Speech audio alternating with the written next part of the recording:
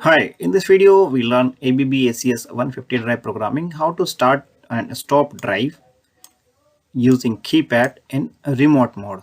If your drive is in remote mode but you want to start stop from keypad, so follow this process. First, require parameter for keypad start stop in remote mode.